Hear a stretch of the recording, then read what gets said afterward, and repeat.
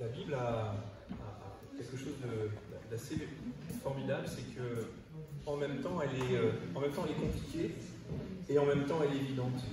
En même temps, il y a des passages extrêmement riches, extrêmement complexes, et on peut passer des heures à les étudier, des années pour chercher le sens, la compréhension de ce que Dieu veut nous dire.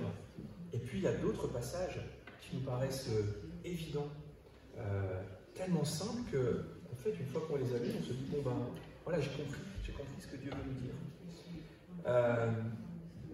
La semaine dernière, j'ai écouté avec attention Thierry qui nous a amené dans l'Évangile à étudier à nouveau la parabole des ouvriers de la 11e heure.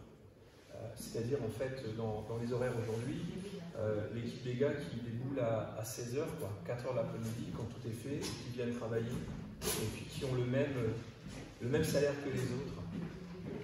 Et combien ça peut être scandaleux pour ceux qui, à 6h du matin, ont fait l'embauche, qui ont bossé toute la journée et qui n'ont pas plus. J'ai trouvé très intéressant qu'avec Thierry, on allait un petit peu au-delà et que, pour la première fois, dans la suite du passage, Jésus parle du sacrifice qu'il va s'offrir. Et c'est la première fois, en fait, dans les évangiles, à ce moment-là, que Jésus témoigne de son sacrifice. Et puis, on a continué encore un petit peu dans le passage, et je trouvais ça encore plus passionnant. Quelle a été la réaction des disciples? Ben, en fait, ils se sont disputés. Il y a une maman qui veut un peu placer ses enfants, et puis c'est normal, et puis ben, les gens, ça serait bien que un à droite, un à gauche. Voilà, maintenant Jésus est arrivé, il va tout changer, il va faire son royaume sur terre, donc voilà.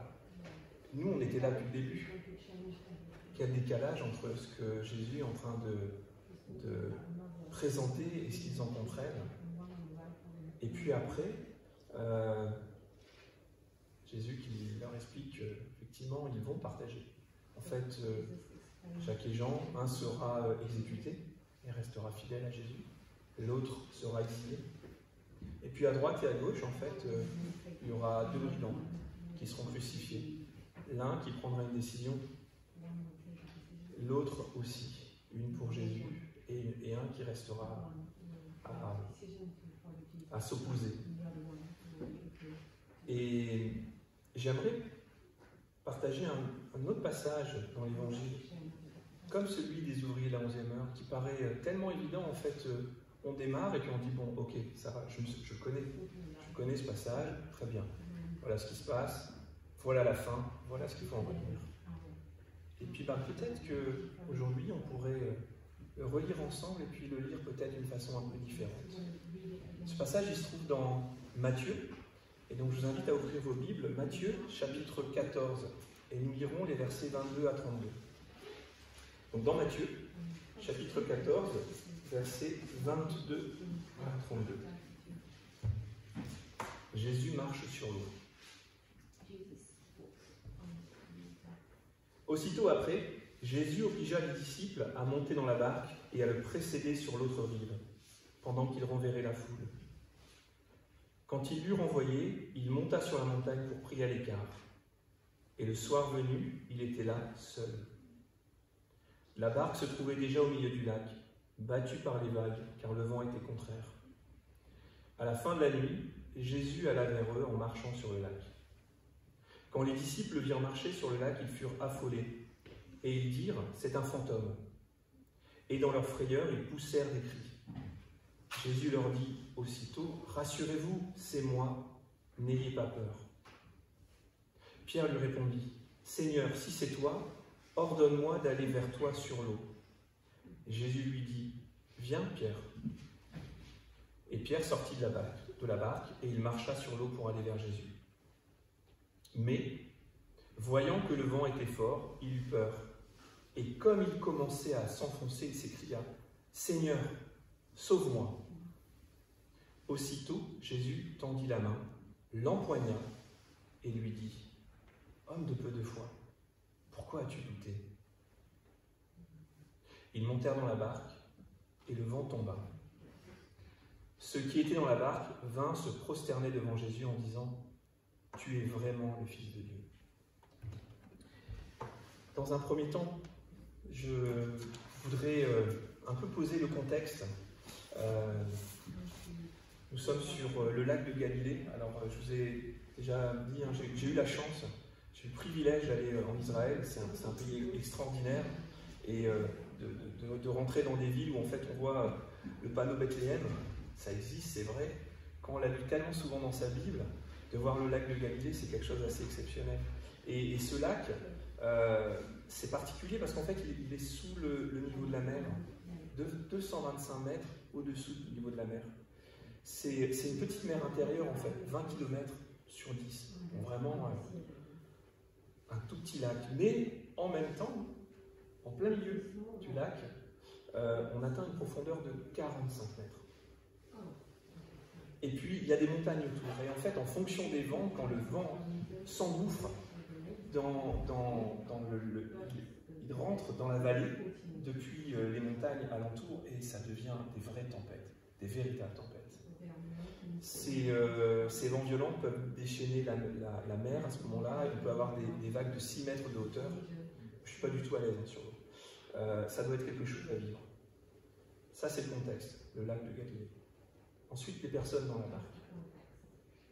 Ce sont pour certains des marins. C'est pas des pêcheurs en eau douce. Hein. C'est leur métier, c'est d'être marin et d'aller pêcher.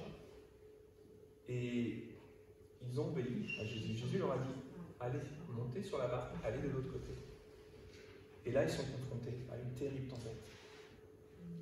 Ils ont fait, dans le texte, aucune preuve d'imprudence. Ils sont pris par surprise. Et la crainte, à ces moments-là, de mourir des disciples, elle est réelle.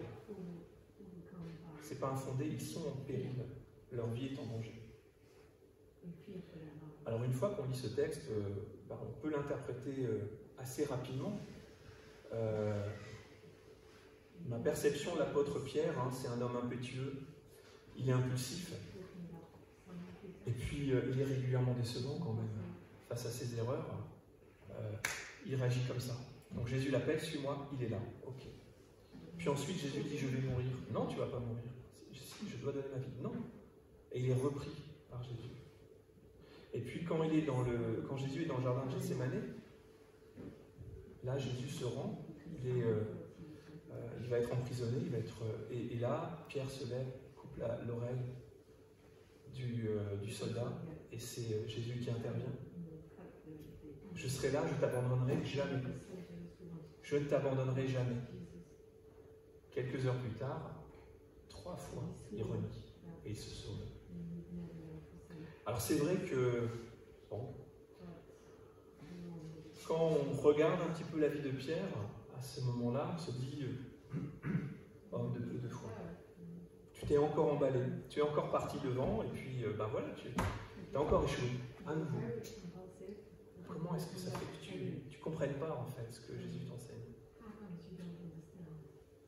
Eh bien, je pense que dans ce texte, et cheminant avec Dieu, j'ai plus de sympathie pour Pierre. En fait, je me rends compte que je lui ressemble aussi. Et que finalement, Jésus a fait de grandes choses avec Pierre. Et je voulais vous proposer peut-être d'étudier le texte différemment. Une fois qu'on a un peu jugé Pierre, peut-être rapidement, une fois qu'on a vu les choses d'une première lecture, peut-être d'aller sur 6 principes que nous pouvons apprendre de ce texte.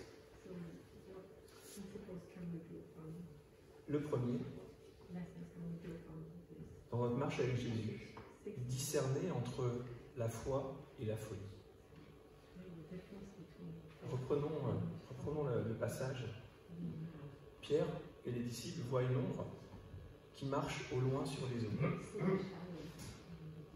Qui est cette ombre qui arrive? Est-ce que c'est un danger? Est-ce que c'est une menace? Et Pierre pose une première question. Dans le texte, la première question, si c'est toi, Seigneur, si c'est toi.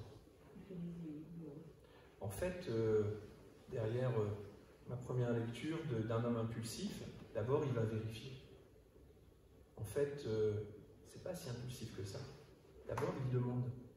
Il demande, et dans la décision qu'il va prendre ensuite, il va répondre à un appel. Si c'est toi, ordonne-moi d'aller vers toi sur l'eau.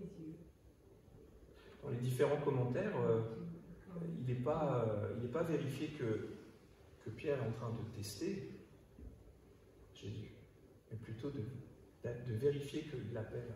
Et Jésus lui dit, il ne lui dit pas reste dans la barque, il ne lui dit pas non, attends, j'arrive, bouge pas.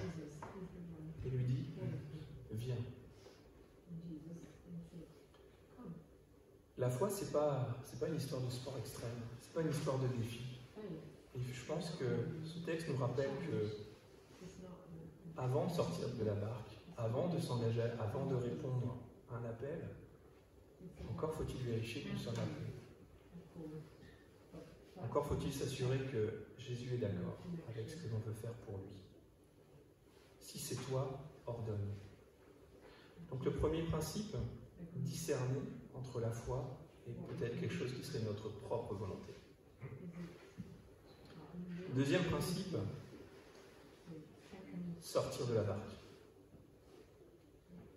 Alors, un orage violent, des pros de la mer, des marins paralysés, la hauteur des vagues, la force du vent, on est en pleine nuit, l'angoisse, une barque qui tombe, qui vire de bord, et c'est dans ces conditions que Pierre décide de sortir de la barque. Cette barque, à ce moment-là, pour l'ensemble du groupe, c'est juste un endroit sécurisant. Ils sont en péril, mais là, ça tangue, ça bouge, mais ils sont en sécurité. De l'autre côté de la barque, des éléments déchaînés, l'eau agitée par les vagues, le vent, l'orage. En fait, si on réfléchit, on risque moins de se noyer si on reste dedans que si on sort. C'est pas le moment là de sortir. Mais si on reste dans la barque, alors on ne marchera jamais sur l'eau. On n'ira pas à la rencontre de Jésus. Et peut-être que dans nos vies, on a des barques un peu étroites, pas forcément à l'aise, mais elles nous protègent. Et peut-être que ces barques-là nous empêchent d'aller de l'autre côté, d'aller de l'autre bord. Parce que ce n'est pas le moment. Parce qu'on a besoin d'être à l'abri. Parce que là, le temps, il est vraiment orageux dans nos vies. Ce n'est pas le moment de bouger. Discerner entre la foi et la folie. Sortir de la barque. Troisième principe, si on sort, s'attendre à rencontrer des difficultés. Pierre, il va s'asseoir sur le bord de la barque. Les autres disciples le regardent. C'est marrant, mais des fois, vous savez, c'est comme sur les photos, on voit un qui bouge, puis il y a tous les autres qui ne bougent plus. Puis c'est comme si on disparaît, on se contracte. Lui, il s'agrippe sur le rebord, il passe la deuxième jambe, et puis il fait quelque chose d'essentiel. Il se laisse aller. Et il pose un pied, puis l'autre sur l'eau. On pourrait faire le parallèle avec quelque chose de spirituel qui est s'abandonner à Jésus, le lâcher prise. Et à ce moment, un homme ordinaire fait quelque chose d'extraordinaire. Dominer les éléments en marchant sur l'eau. Pendant un moment, il y a juste Pierre et Jésus. Et Pierre qui va rejoindre Jésus. Il va vers son maître, il va à sa rencontre. Et puis il se passe quelque chose, c'est qu'il s'arrête. Et il regarde autour de lui. Et il regarde les éléments.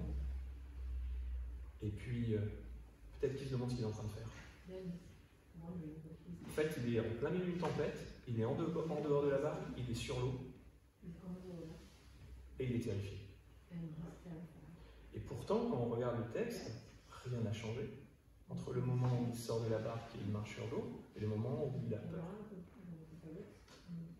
Rien n'a changé dans les conditions. Simplement, il quitte Jésus des yeux et il regarde autour de lui et il prend peur.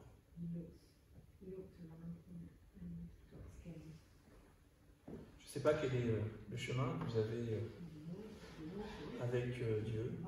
Je ne sais pas où vous en êtes de votre parcours. Moi, je sais que souvent, le début, le ciel est bleu, plein de fois, plein d'énergie. Et puis, à un moment donné, les éléments changent. Et puis, la réalité nous rattrape. Obstacles, opposition inattendue. Le vent devient contraire. Les difficultés nous prennent par surprise. Alors, à certains moments, moi, je peux me dire que finalement, rester dans la barque, c'est un peu plus prudent. Il y a trop de vent, l'air trop agité. Non, c'est pas raisonnable. C'est pas raisonnable de le faire. Attendons un peu. Mais en fait, aucune garantie que la vie est plus sûre dans la barque. Troisième principe, s'attendre à rencontrer des difficultés. Oui, quand on marche avec Jésus, on aura des difficultés. Et il le dit dans la parole. Quatrième principe, alors accepter la peur comme un levier de croissance. Suivre fidèlement Jésus, c'est s'engager à grandir dans la foi, mais ça entraîne de devoir affronter nos craintes, nos peurs. Et je ne sais pas comment vous êtes arrivé au culte ce matin. Souvent, moi je trouve qu'il y a un combat, il y a un vrai combat spirituel. Il y a toute raison pour ne pas venir au culte. Les enfants qui ne sont pas disponibles, on a un rendez-vous, il y a quelque chose de prévu. Quelqu'un dans l'église qui nous a un peu blessés, heurtés, je n'ai pas envie de venir. Il y a la communion, je ne me sens pas prêt, je viendrai dimanche prochain. Sortir de la barque, en fait, c'est un acte quotidien. C'est ce que l'on engage tous les jours dans la foi. C'est des défis, en fait, que l'on relève. Des situations inconnues, imprévues. Et en fait, à chaque fois, moi, ça m'amène à expérimenter la peur. Et ça m'entraîne à devoir la dépasser.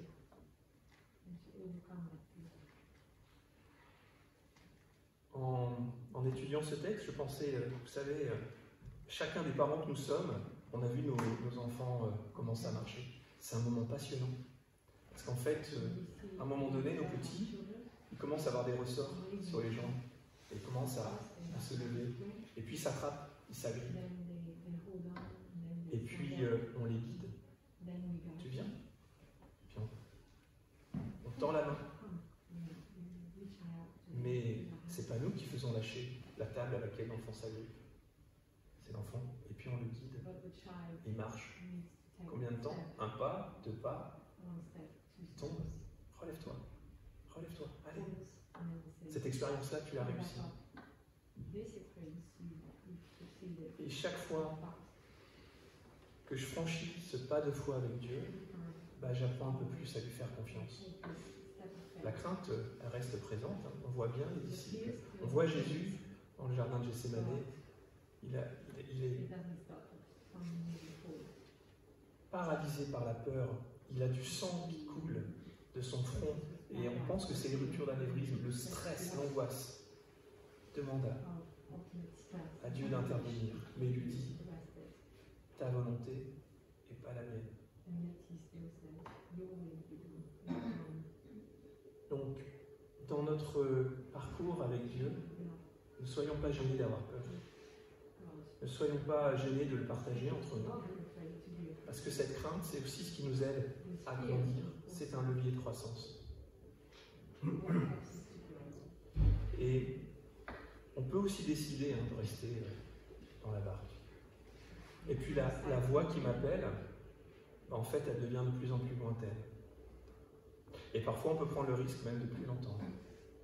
Parce qu'en fait, à un moment donné, ce geste-là, ce pas supplémentaire, on n'arrive pas. Alors néanmoins, Pierre,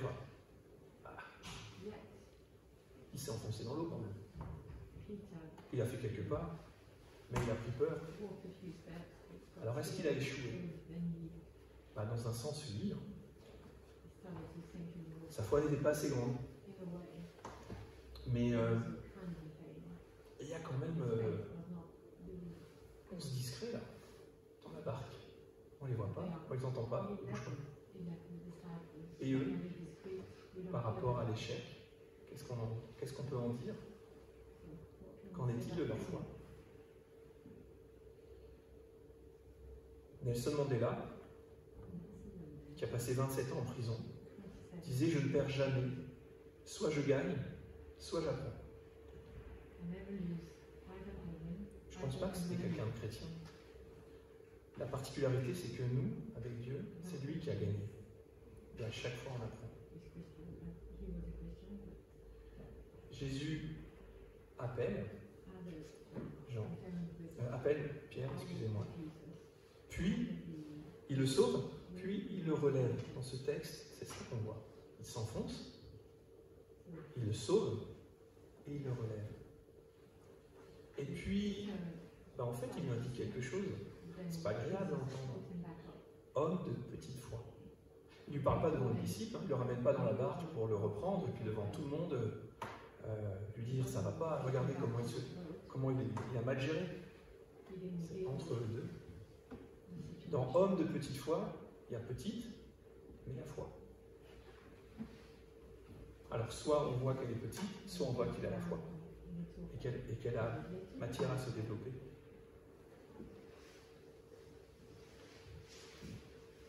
Dans ce passage, il y a une notion qui transparaît dans tout le récit. Apprendre à s'attendre au Seigneur. Si on se remet dans le texte, à tout moment, Jésus peut calmer la tempête. Il y a eu d'autres tempêtes dans Marc, chapitre 6, versets 45-52, dans Jean, chapitre 6, 16 et 21. Des tempêtes, il y en a eu d'autres. Et les disciples ont vécu ça avec Jésus. Il y a eu un autre passage où Jésus est avec eux dans le bateau. Là, il est à côté. Il voit. Mais les disciples doivent attendre qu'il les rejoigne. Et c'est seulement après qu'il va arrêter la tempête. Ils vont devoir attendre. Pourquoi est-ce qu'il ne l'a pas fait avant?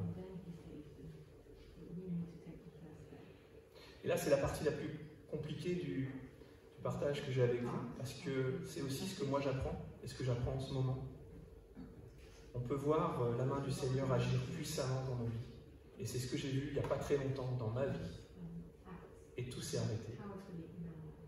Et je parle avec des gens qui me disent « Mais c'est incroyable ce qui se passe là. » Oui, c'est incroyable, merci Seigneur. Et on prie pour ça. Et puis à un moment donné, je pourrais en partager avec vous tranquillement, tout à l'heure si vous le souhaitez, tout s'arrête. Et ça se passe pas comme prévu.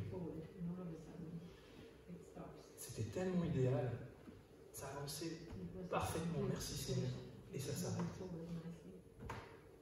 Et Dieu prend le contrôle. J'aurais bien aimé de garder le contrôle, mais c'est lui qui le prend et c'est lui qui décide. Et dans la vie spirituelle et dans ma vie spirituelle, c'est ça qui est le plus compliqué. Lâcher prise. Être en situation de vulnérabilité totale et se remettre entre les mains du Seigneur. Moi, j'ai besoin de sécurité, j'ai besoin de pouvoir prévoir, ça me rassure.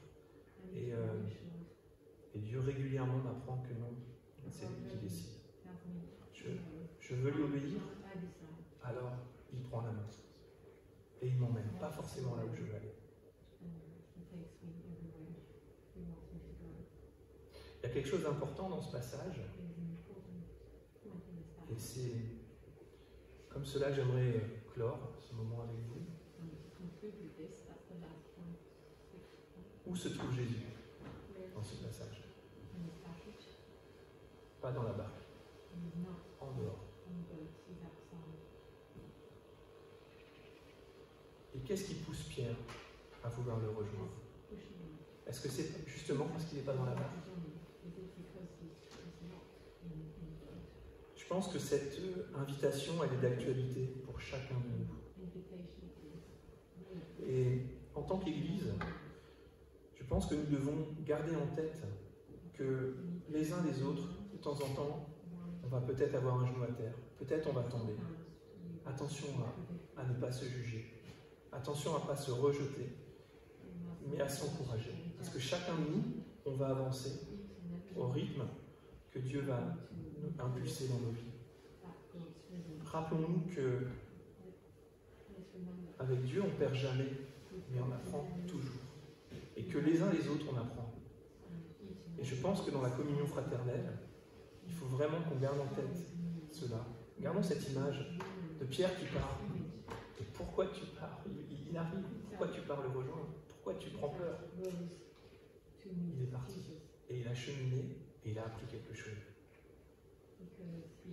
Et cette invitation, elle est valable pour chacun d'entre nous. Alors, je vais reprendre les principes que moi je retiens de ce texte.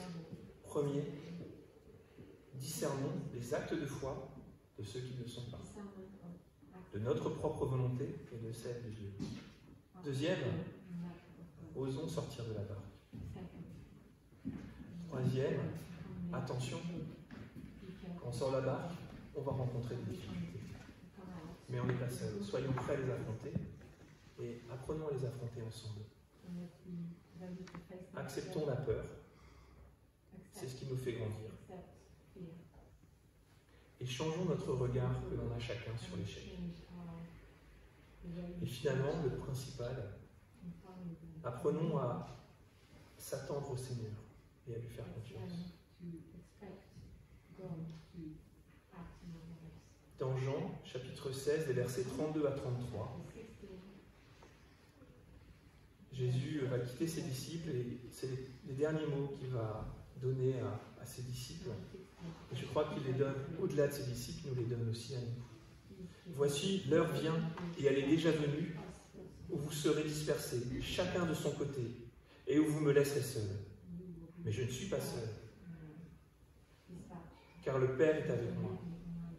Je vous ai dit ces choses afin que vous ayez la paix en moi. Vous aurez des tribulations dans le monde, mais prenez courage, j'ai vaincu le monde. Je vous invite à prier.